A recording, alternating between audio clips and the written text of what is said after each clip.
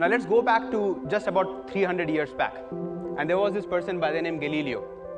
And he existed in a society in which it was a gospel in the church that Earth is the center of the universe. Everyone used to swear by it, so much so that on the cover page of Bible, it was drawn as a diagram. And he came up with this concept called telescope, and he observed using a telescope that, hey, all of what you are thinking of is completely wrong. And I have seen with my own eyes that it is not Earth, he said it is Sun. What do you think happened to him? Was he applauded by the society? Of course not. He went loggerheads with the society and he was jailed.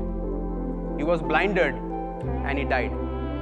After his death, people discovered using his telescope that, oh my God, this guy was right. Now keep this point in your mind that there was a person who walked the surface of Earth when everyone else believed that Earth is the center of the universe, and he had to pay the price of his life.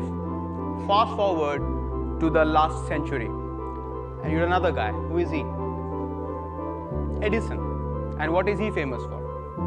Bulb. Now think about this, and he had multiple attempts before he could create a commercially usable bulb.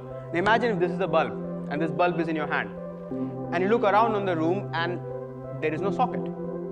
So much so that there's no wiring. Because at that point in time, in houses, there was no electric wiring which was done. Gas used to flow, right? You used to use gas for heating and lighting purpose. With a bulb in his hand, it would have been very, very easy to toss it away to the people saying that, hey, I have invented the bulb, now you make it work somehow. He didn't stop there. He fought a legal battle, not only in the US but in multiple countries. He made sure that electric grids are set. He made sure that wirings are done. He invented the less known thing called the socket and made the electric bulb work. So much so that for the next 10 years, every single device used to work on the same socket. Every device used to have two wires coming out and you put behind the socket. Now contrast these two examples.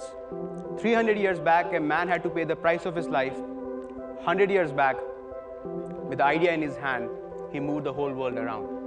All of us in our life exist somewhere in between. We don't take chances wherein we have to pay the price of our life, let alone reputation.